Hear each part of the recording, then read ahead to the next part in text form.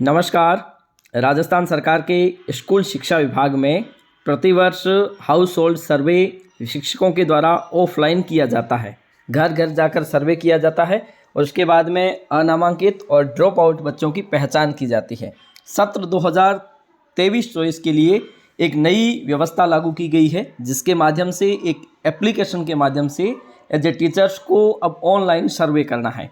इसके लिए educate girls एक संस्था है जो इस प्रकार से ऑनलाइन सर्वे करवा रही है और इस ऑनलाइन सर्वे में प्रत्येक शिक्षक को एज ए विद्यालय के संस्था प्रधान या फिर शिक्षक के माध्यम से ये सर्वे करवाया जाना है। इसके लिए आपको एक आईडी और पासवर्ड दिए जाएंगे एज ए सीबीओ स्तर से, मतलब एक ब्लॉक के लिए आईडी और पासवर्ड एक ही होंगे और यहाँ पर आप आईडी और पासवर्ड जैसे लगाएंगे और उसके बाद में यहाँ पे आपको लॉगिन होना है। लॉगिन पे आप जैसे क्लिक करते हैं तो अगला डैशबोर्ड इस प्रकार से दिखेगा। अब आपको अगला बोर्ड इस प्रकार से दिखेगा जिसमें उपयोगकर्ता का नाम यहाँ पे आईडी आ जाएगी ऑटोमेटिक। अध्यापक का नाम, जो अध्यापक इस सर्वे में एज ए सर्वेवर के रूप में काम करेगा उसका, यहाँ पे उसका पद आ जाएगा। प्रधान शिक्षक भी आ सकता है, शिक्षक भी आ सकता है या फिर एज ए अन्य शिक्षक भी आ सकता है। उसके मोबाइल नंबर यहाँ एंटर करोगे, उसकी ईमेल आईडी एंटर करोगे, डाइस कोड, आप जिस विद्यालय परिक्षेत्र के अंतर्गत ये सर्वे करना चाहते हैं उसका यहाँ पे डाइस कोड एंटर करोगे। डाइस कोड एंटर करने के बाद में यहाँ पे आपको डेटा डाउनलोड पे क्लिक करना है। डेटा डाउनलोड पे क्लिक करते ही यहाँ पे उस स्कूल का नाम चयन कर सकते हो। उससे पहले आप इस स्कूल का नाम नहीं चयन कर सकते।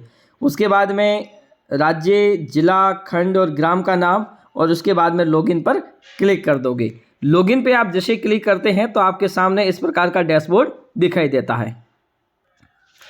लॉगिन करने के बाद में आपके पास दो ऑप्शन आते हैं, D2D सर्वेक्षण और दूसरा नामांकन। अब आपको घर घर जाकर डोर टू डोर सर्वे करना है तो उसके लिए सबसे पहले आपको D2D सर्वेक्षण पे क्लिक करना है। यहाँ पे आप जैसे क्लिक करते हैं तो उसके बाद में यहाँ पे आपके जिस घर के पास या फिर जिस घर का आप सर्वे करना चाहते हैं उसकी यहाँ पे आपको घर का नया घर जोड़ते जाएं और उसका सर्वे करते जाएं। ठीक है, इसके लिए सबसे पहले आपको क्या करना है, यहाँ पे आपको एक 3 लाइन दिखाई दे रही है, यहाँ पे जाइए। सबसे पहला काम यहाँ पे आपको डेटा डाउनलोड करना है।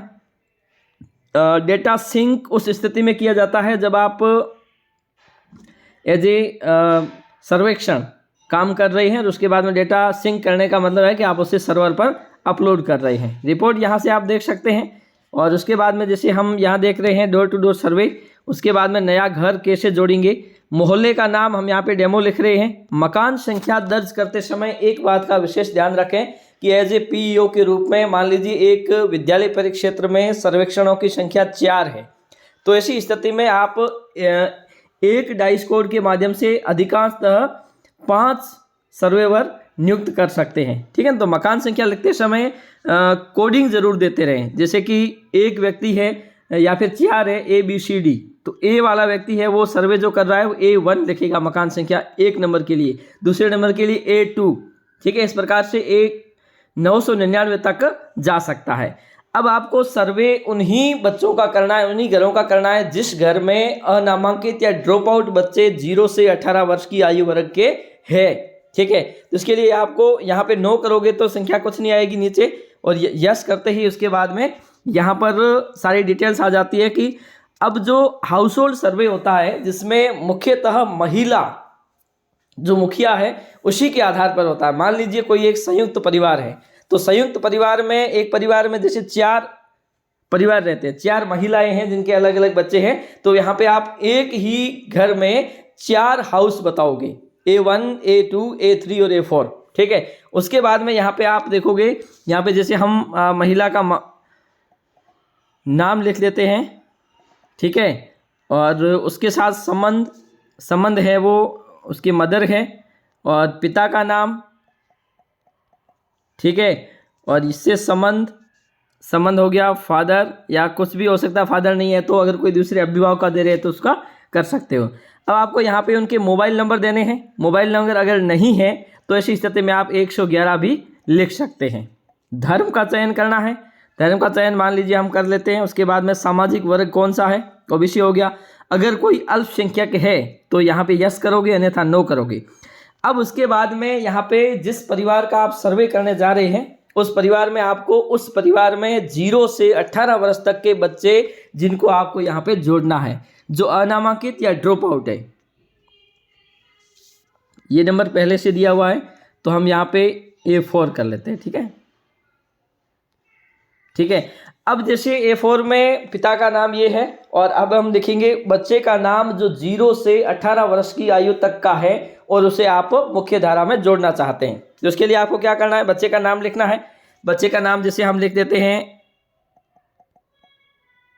आकाश। ठीक है, अब ये पूछ रहा है कि आकाश का लिंग क्या है, तो ये बालक है। आकाश की जन्म तिथि अगर आपको पता है तो यस करोगे और यहाँ पे जन्म तिथि अंकित कर लोगे। अब एक चीज़ का आपको ध्यान रखना, हम यहाँ पे नो करते हैं, उसके बाद में आपसे पूछा जाता है उसकी उम्र क्या है। अब यहाँ पे आप अलग अलग स्थितियों में देखोगे कि अलग अलग स्थितियों में आपसे अलग अलग ऑप्शन मांगे जाते हैं। जैसे मान लीजिए हम यहाँ पे 1 करते हैं तो कुछ नहीं आएगा, 2 करते हैं तो कुछ नहीं आएगा और 3 करते ही यहाँ पे शैक्षणिक स्थिति आ जाती है। ठीक है, 2 साल की उम्र तक अगर आप दिखाते हैं तो उसमें है वो प्रवेश के योग्य नहीं होगा और 2 से ऊपर जैसे ही दिखाया तो उसके बाद में ये दिखाएगा आकाश की शैक्षणिक स्थिति क्या है। ठीक है, तो यहाँ पे केवल अनामांकित आया। अब हम 5 करके देखते हैं तो 5 हम जैसे करते हैं तो अनामांकित के साथ साथ ड्रॉप आउट भी आ गया, मतलब 5 साल से ऊपर है तो हो सकता है कि वो ड्रॉप आउट हो गया होगा। तो हम यहाँ पे 5 को लेके चलते हैं या 6 को लेके चलते हैं ताकि अनामांकित और ड्रॉप आउट दोनों को हम आसानी से समझ सकें।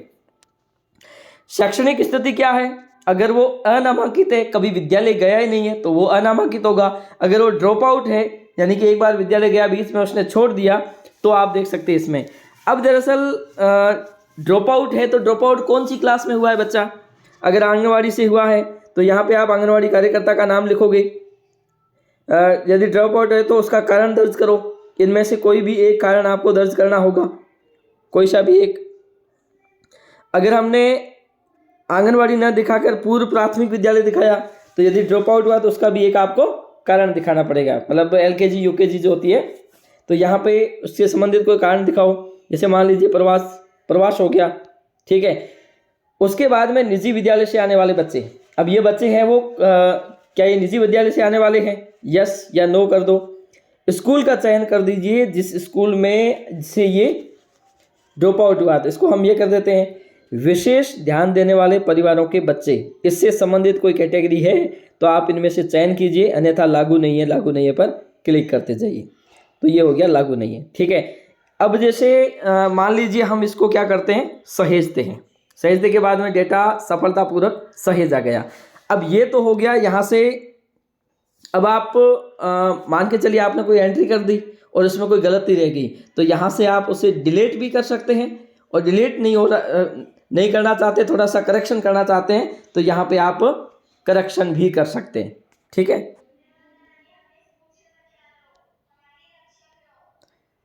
ठीक है, ये हो गया सहेज गया। ठीक है, अब दरअसल हम जाएंगे, अब जैसे इसी प्रकार से एक ही परिवार के अलग अलग बच्चे आप जोड़ सकते हैं। दूसरा बच्चा जोड़ना चाहते हैं तो यहाँ पे जोड़ सकते हैं। ठीक है, और दूसरा बच्चा हम मान लीजिए जोड़ते हैं एक मोबाइल नंबर दर्ज करने के लिए। ठीक है, ये हो गई। ठीक है, अब ये सारे के सारे नाम आ गए।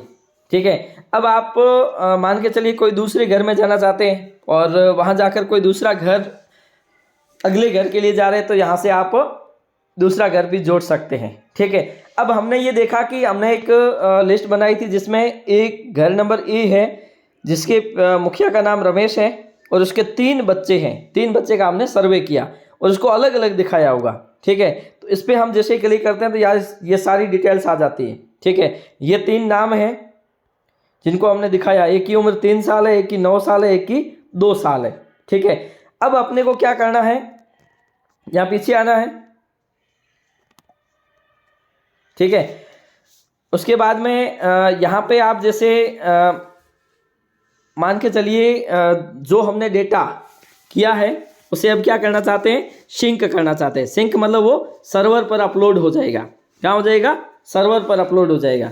तो ये यहाँ से हम इसी प्रकार से आपको सारे डेटा को ऑनलाइन करना है। ठीक है, तो डेटा सिंक हो रहा है, तो ये मतलब आप जो ऑनलाइन काम कर रहे हैं वो डेटा सर्वर पर चला जाएगा। ठीक है ना। अब हमने वहाँ पे डेटा है वो अपलोड कर दिया, और अपलोड करने के बाद में मान लीजिए अब जैसे कि ये तो कार्यक्रम है वो साल भर चलेगा। अब पहले तो आपने क्या दिखाया कि ये अनामांकित है, ये ड्रॉप आउट है। अब आपने प्रयास किया और प्रयास करने के बाद में कोई बच्चा है वो नामांकित हो गया, मतलब किसी विद्यालय में भर्ती हो गया। तो ऐसी स्थिति में आप क्या करोगे, नामांकन पे क्लिक करोगे। इन बच्चों में से ऐसा बच्चा जिसे आपने भर्ती करवाया है किसी विद्यालय में, तो उसके लिए आप क्या करोगे, ये जो दिख रहा है इस पर आप सिंपली क्लिक कर दोगे। यहाँ पे क्लिक करोगे तो नीचे एक ऑप्शन दिया जाता है, क्या इस बच्चे का नामांकन हो गया है। अगर हो गया है तो हाँ लिखोगे, अगर नहीं हुआ है तो यहाँ पे नो लिखोगे। अब आप हाँ जैसे ही करोगे तो यहाँ पे आता है कि बच्चे का आधार कार्ड नंबर, अगर आपके पास है आधार नंबर अपलोड करोगे, उसकी फ़ोटो अपलोड करोगे। और इसी प्रकार से जन आधार कार्ड है तो नंबर और फोटो अपलोड करोगे। उसके बाद में परिवार की वार्षिक आय क्या है। ठीक है, तत्पश्चात विद्यालय चुने जिसमें आप बच्चे का नामांकन दर्ज करवाना चाहते हैं, इनमें से कौन सा है। तो जैसे हम इसमें करवाना चाहते हैं, प्रवेश की तिथि क्या है, किस तिथि को आपने करवाया। उसके बाद में एसआर नंबर आ गई, और नामांकित कक्षा का चयन कौन सी क्लास में कराया है, तो ये ऑटोमेटिक ही आ जाता है उसमें। अब ये कह रहा है कि बच्चे के नामांकन करवाने में अभिभावक के साथ कितनी बार संपर्क किया गया। जैसे मान लीजिए सिंपली देखा जाए तो 2 से 3 बार अगर आपने किया तो ये करें। उसके बाद में आप इसे सहेज दें। तो सहेज जैसे ही आप करते हैं तो यहाँ पे आप देखोगे कि बच्चा जो नामांकित हो गया है उसका यहाँ पे कलर चेंज हो जाएगा। ठीक है, और ये बच्चा नामांकित नहीं है और ये सारे बच्चे हैं वो नामांकित है। अब एक सूची आती है, नामांकन सूची। अब इसमें कुछ ऐसे बच्चे होंगे जिनकी उम्र, अब जैसे यहाँ पे है नामांकित, तो नामांकित ये तीनों नामांकित है। ठीक है, अनामांकित कोई नहीं है, और नामांकन योग्य नहीं है, मतलब अब उसका नामांकन नहीं हो सकता। क्यों? क्योंकि इसकी उम्र है वो 2 वर्ष है, तो 3 वर्ष से कम का कोई बच्चा है वो नामांकित नहीं हो सकता। पूर्व प्राथमिक क्लासों में भी इसे नामांकित नहीं किया जा सकता है। तो ये सारा होने के बाद में आप यहाँ पे जाओगे, और यहाँ पे जाने के बाद में आप बंद करें डेटा संरक्षण। ये जैसे आप देखोगे तो जैसे आपने एक ब्लॉक, एक एरिया का या एक विद्यालय परिक्षेत्र का पूरा अगर सर्वेक्षण कर दिया है तो आपको क्या करना है, यस करना है, अन्यथा आपको कभी भी यस नहीं करना है। जैसे आप यस करोगे तो आपसे एक नजरी नक्शा मांगा जाता है। आपने जिस कैचमेंट एरिया का सर्वे किया है तो उसका एक नजरी नक्शा आप पेश करोगे, ताकि क्या होगा कि इस क्षेत्र का हमने किया, इसमें इतने परिवार है, सारे के सारे डेटा है वो संरक्षित हो जाएंगे। इस प्रकार से आपको पूरा काम ऑनलाइन ही करना है। ठीक है, तो आज के लिए इतना ही, धन्यवाद।